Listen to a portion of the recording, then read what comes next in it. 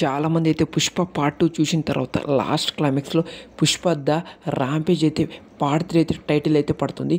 ఈ టైటిల్ కోసం చాలామంది ట్రోలింగ్ అయితే స్టార్ట్ చేశారని చెప్పొచ్చు. పార్ట్ 3 అవసరమా, ఎందుకు పార్ట్ 1 తర్వాత పార్ట్ 2 తీసి దానితో ఎండ్ చేస్తే బాగుంటుందని చాలామంది అనుకున్నారు. కానీ పార్ట్ 3 ఉంది కన్ఫర్మ్ అయితే చేసిరని చెప్పొచ్చు. దాంతో డిసప్పాయింట్ అయితే ఫ్యాన్స్ చాలామంది అయితే అయ్యారని చెప్పొచ్చు.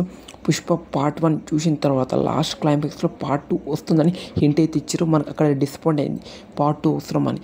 కానీ పార్ట్ 2 ఇలాంటి క్రేజ్, ఇలాంటి హైప్, ఇలాంటి బస్తో రిలీజ్ అయిందో నేను సపరేట్గా చెప్పాను.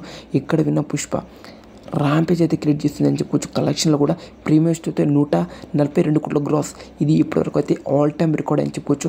అలా పుష్ప 2 కలెక్షన్లో కూడా ర్యాంపేజ్ అయితే క్రియేట్ చేస్తుందని చెప్పొచ్చు.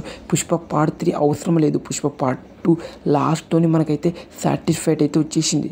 పార్ట్ 2 చూసిన తర్వాత అరే అయిపోయిందిరా అనే లోపు పార్ట్ 3 టైటిల్ అయితే పడుతుంది. బట్ అక్కడైతే చాలా మంది అయితే డిసప్పాయింట్ అయ్యారు. బట్ పార్ట్ 3 రావడానికి మినిమం ఒక 5 to 6 years అయితే టైం పడుతుంది. కానీ ఇప్పుడైతే రాదు. నెక్స్ట్ వచ్చేసరికి అల్లు అర్జున్ అన్న లైనప్ అయితే మనకైతే అప్డేట్ చాలా వస్తాయి, వెయిట్ అండ్ సీ. కానీ పుష్ప పార్ట్ 3 అయితే ఇప్పుడైతే రాదు. వచ్చే అవకాశం ఉన్నా కానీ ఇప్పుడైతే రాదు. పుష్ప క్యారెక్టర్లు ఊకే అల్లు అర్జున్ చూస్తుంటే బోర్ కొట్టేస్తుంది ఎవరికైనా సరే. అందుకోసం నెక్స్ట్ అయితే మన అల్లు అర్జున్ అన్న వేరే గెటప్లో, అంటే వేరేలో మనకి లుక్లో అయితే వేరే మూవీ అయితే తీస్తున్నాడు అని చెప్పొచ్చు. అలా పుష్ప పార్ట్ 3 ఇప్పుడు అయితే రాదు. వచ్చే అవకాశం ఉన్నా సరే. నెక్స్ట్ అయితే మనకి త్రివిక్రమ్, సందీప్ రెడ్డి వంగు అలాంటి డైరెక్టర్తో సినిమా అయితే ఉంది. మీరు Pushpa part 3 Pushpa the rampage part 3 కోసం ఎదురు చూస్తున్నారా లేరా కామెంట్ చేయండి. మీకు ఎలా అనిపించింది పార్ట్ 3 టైటిల్, ఇంకా పార్ట్ 3 కోసం wait and see, let comment.